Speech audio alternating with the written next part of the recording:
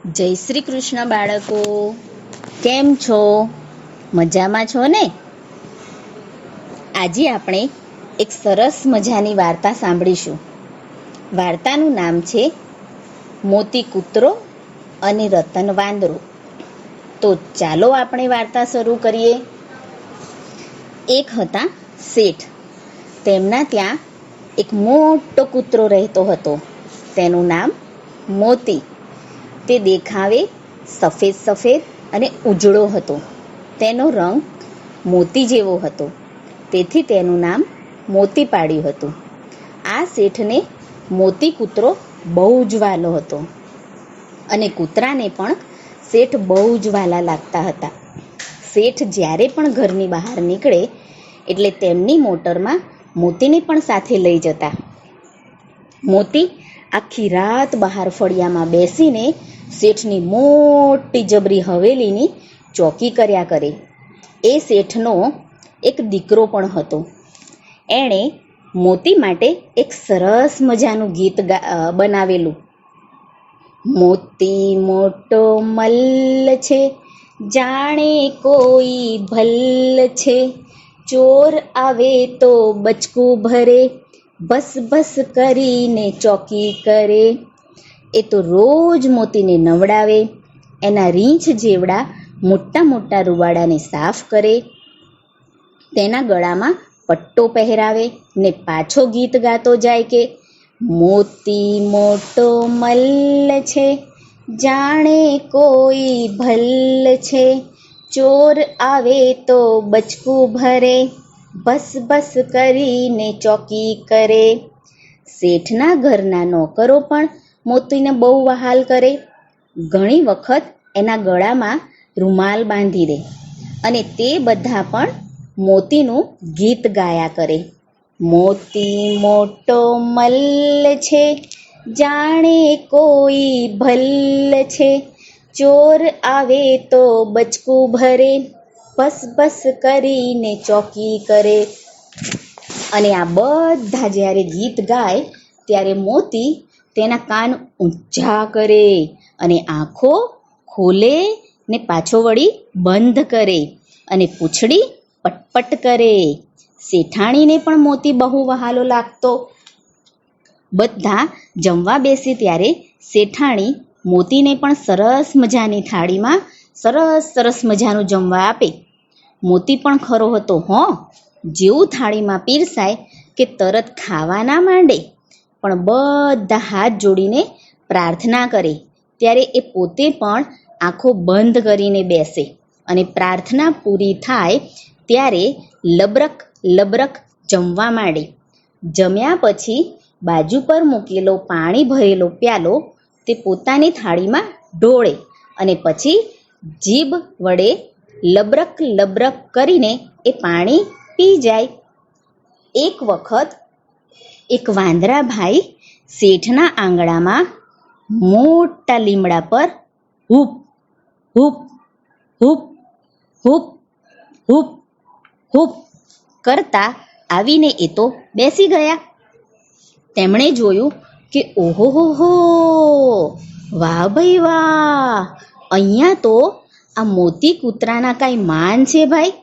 અહીંયા મને પણ રહેવા મળી જાય તો કેવી મજા પડી જાય ભાઈ.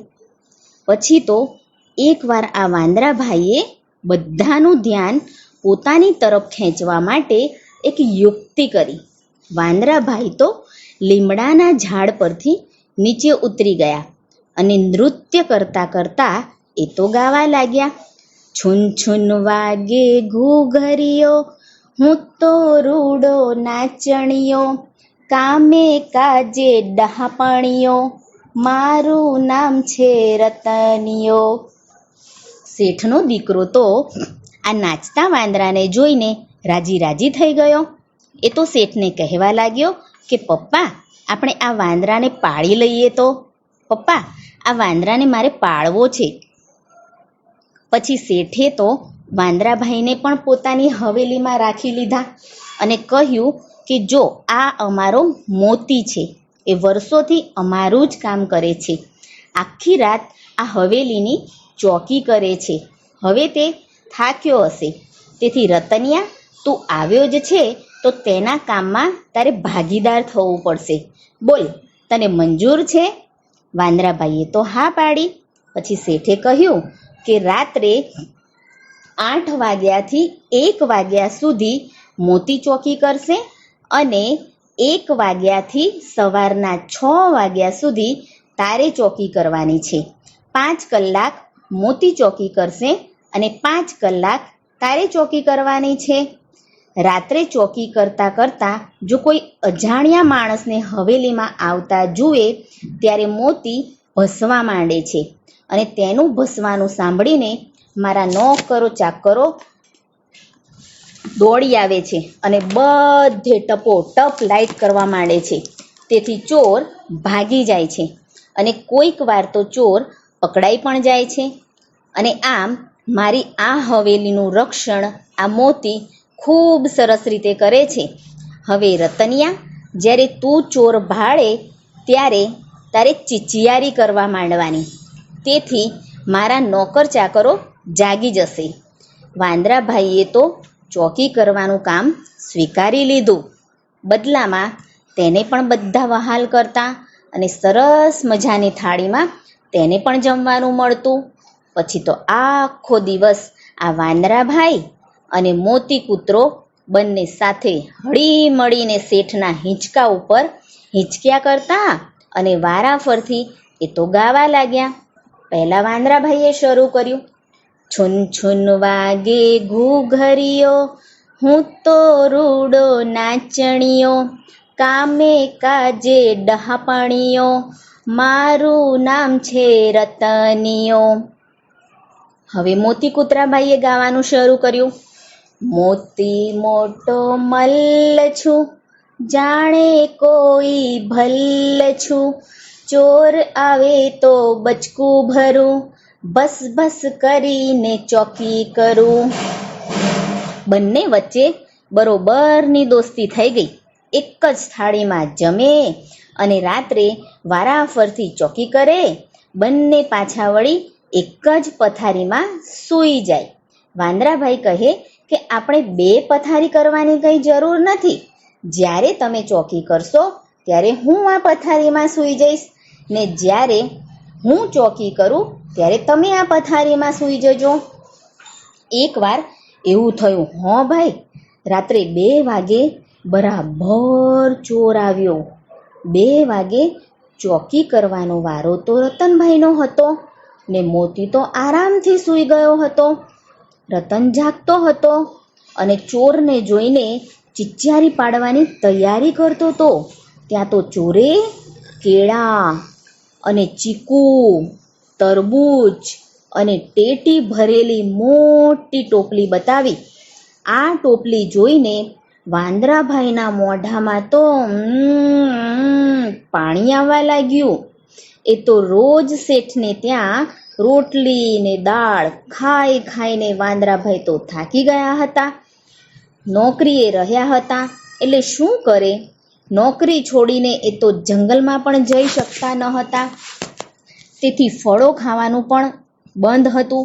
ઘણા વખત પછી આજે મીઠા મીઠા ફળો જોયા એટલે વાંદરાભાઈ તો ખુશ થઈ ગયા ને મોંમાંથી તો લાળ ટપકવા માંડી. એ તો ચોરની પાસે પહોંચી ગયા ફળ લેવા માટે. પણ ચોર કહે, એમ ના આપો, પહેલાં મને એક વચન આપો, અમને અંદર ચોરી કરવા માટે જવા દો, તારે ચિચિયારી પાડવાની નહીં, તો હું તને દરરોજ ફળો આપીશ. પછી તો વાંદરાભાઈનું મન લલચાઈ ગયું અને એ તો આ ચોરની વાતમાં આવી ગયા.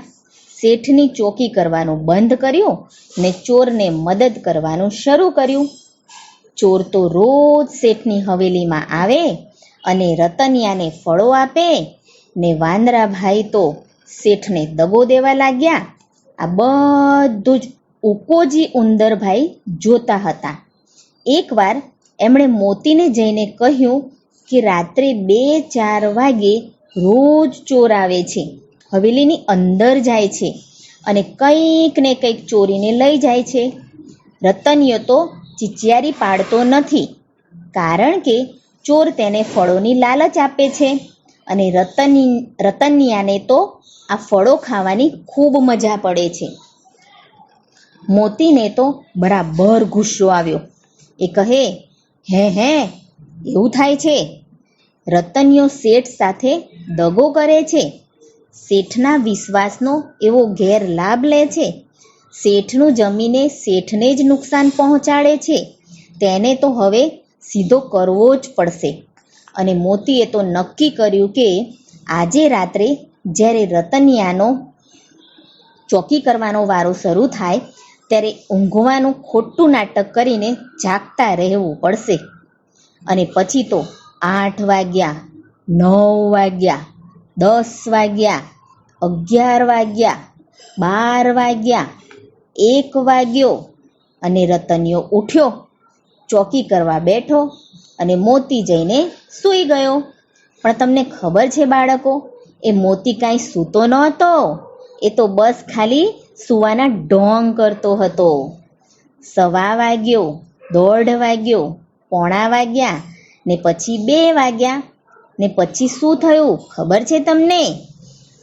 હા, ચોર આવ્યો.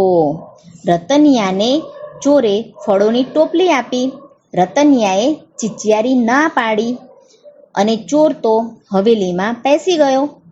રતન તો ઝાડ ઉપર ચડીને ફળો ખાવા લાગ્યો અને મોતીભાઈ તો બરાબર ગુસ્સે થઈ ગયા અને તે તો ભસવા લાગ્યા. બહુ બહુ બહુ બહુ બહુ. મોતીનો આ ભસભસ કરવાનો અવાજ સાંભળી બધા નોકર ચાકર તો જાગી ગયા ને તેમણે ચોરને પકડી લીધો. પણ મોતીને શાંતિ ન થઈ. રતન જ્યારે સવારે પાણી પીવા માટે ઝાડ પરથી નીચે ઉતર્યો ત્યારે તેને કહેવા લાગ્યો કે જેની થાળીમાં તું જમે છે તેમનું જ કામ તું બગાડે છે, તેની થાળીમાં જ તું છેદ પાડે છે. તેણે તો વાંદરાને ગુસ્સામાં એક બચકું ભરી લીધું. તેથી વાંદરાએ તેને લાફો માર્યો એટલે મોતીને વધારે ગુસ્સો આવ્યો. મોતીએ રતનિયાને કહ્યું કે ચોરી ઉપર પાછી સીના ચોરી કરે છે. મોતીએ તો રતનિયાને ખૂબ માર્યો. એટલામાં તો ત્યાં શેઠ આવી પહોંચ્યા ને મોતીને શાંત કર્યો. નહીતર મોતી તો રતનને પૂરો જ કરી નાખત. પછી શેઠે રતનિયાને કાઢી મૂક્યો. મોતીની વફાદારી ઉપર શેઠ બહુ ખુશ થઈ ગયા. હવે બધા મોતીને વધારે વહાલ કરવા લાગ્યા અને બહુ આનંદમાં આવીને બધા એકસાથે ગાવા લાગ્યા. મોતી મોટો મલ્લ છું, જાણે કોઈ ભલ્લ છું, ચોર આવે તો બચકું ભરું, ભસ ભસ કરીને ચોકી કરું.